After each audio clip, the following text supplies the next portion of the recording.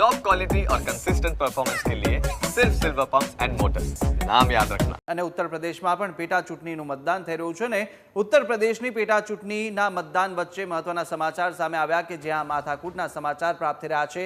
કરહલ, Mirapur, કકરોલી, મુજફ્ફરપુરમાં police સાથે ઝપાઝપીના સમાચાર પ્રાપ્ત થઈ રહ્યા છે। મતદાન દરમિયાન નિયમોનું ઉલ્લંઘન થતું હોવાનો પણ બીજેપી એસપીનો આરોપ છે। કરહલમાં ચાલુ મતદાને યુવતીની હત્યા થઈ તો સાથે એસપીને મત ન આપતા દીકરીને મારી નાખી હોવાના મૃતકના પિતાએ જણાવ્યું છે। સમાજવાદી પાર્ટીને મત ન આપતા દીકરીને મારી નાખી હોવાના ગંભીર આક્ષેપો અત્યારે મૃતકના પિતા દ્વારા કરવામાં આવી રહ્યા છે કે જ્યાં ચાલુ મતદાન દરમિયાન નિયમોનું ઉલ્લંઘન થઈ રહ્યું છે અને સાથે એક યુવતીની હત્યા થઈ હોવાના સમાચાર પ્રાપ્ત થઈ રહ્યા છે। તો કરહલ, મીરાપુર અને કકરોલી સહિતના વિસ્તારની અંદર અત્યારે પોલીસ સાથે ઝપાઝપીના સમાચાર સામે આવ્યા હતા।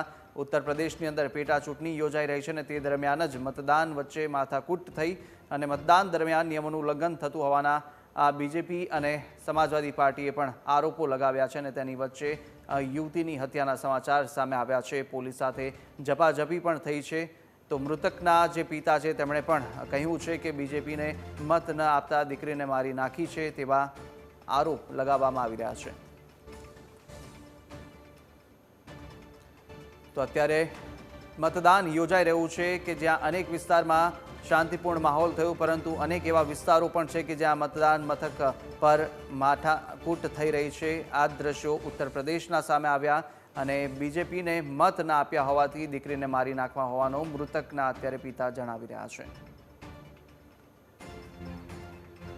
आज सुबह उसकी डेड बॉडी मिली है। इसमें उनके पिता के द्वारा मृतका के पिता के द्वारा 2 लोगों के खिलाफ अभियोग पंजीकृत कराया गया है। इसमें एक प्रशांत यादव है और दूसरा मोहन कठेरिया है, जिनको दोनों को गिरफ्तार कर लिया गया है। उनके माता पिता द्वारा ये बयान दिया गया है कि भाजपा को वोट देने से रोकने के कारण उसकी लड़की की हत्या की गई है, जिसमें विवेचना में शामिल करके अग्रिम विधिक कार्रवाई की जा रही है।